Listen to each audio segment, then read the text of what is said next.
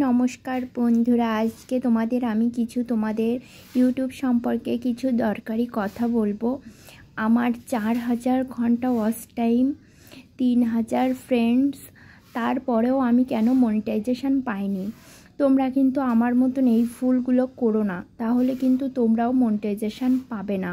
তো আমার চ্যানেলে কিন্তু 4000 ঘন্টা ওয়াচ টাইম এবং 3000 হচ্ছে গিয়ে ফ্রেন্ড হয়ে গেছে, কিন্তু তারপরেও আমি মনিটাইজেশন পাইনি, কারণ আমার চ্যানেলে কিন্তু রিউজড কন্টেন্ট এসেছিল। এবার তোমরা অনেকেই জানো না রিউজ কন্টেন্ট কি। রিউজ কন্টেন্ট হচ্ছে, আমি তো আমার নিজের ডেইলি ব্লগ শেয়ার করতাম, তার পাশাপাশি আমি একদিন অন্যের একটা ভিডিও কপি করে পোস্ট করি। সে ভিডিওয়ে কোনো কপিরাইট, কোনো স্ট্রাইক ছিল না, এই জন্য আমি আর ভিডিওটা কিন্তু ডিলিট করিনি, ইউটিউবেই ছিল।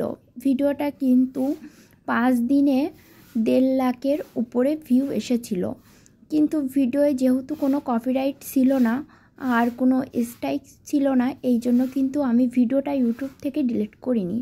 এটাই ছিল আমার সবথেকে বড় ভুল। এবার ওই ভিডিও থেকে আমার ওয়াচ টাইম যেখানে 4000 ঘন্টা লাগবে, সে তুলনায় কিন্তু তার অধিক এসেছিল।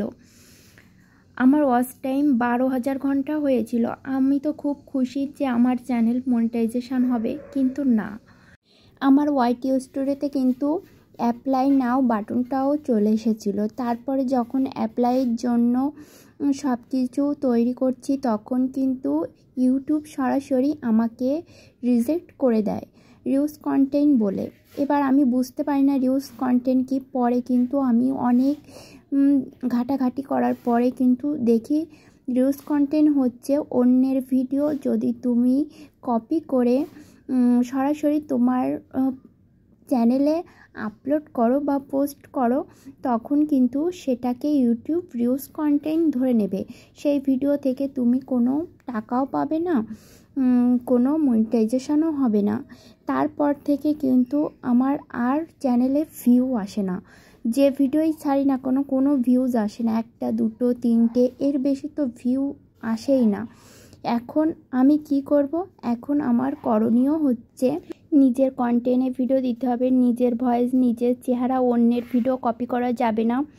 তো তোমরাও কিন্তু আমার মতন এই ভুলগুলো করো না, তাহলে কিন্তু তোমাদেরও চ্যানেল মনিটাইজেশন হবে না আর রিস্ক কমে যাবে। তো এই জন্য আমি এই ভিডিওটা করলাম। আর ভিডিওটা কেমন লাগলো অবশ্যই কিন্তু কমেন্ট করে জানাবে তোমরা।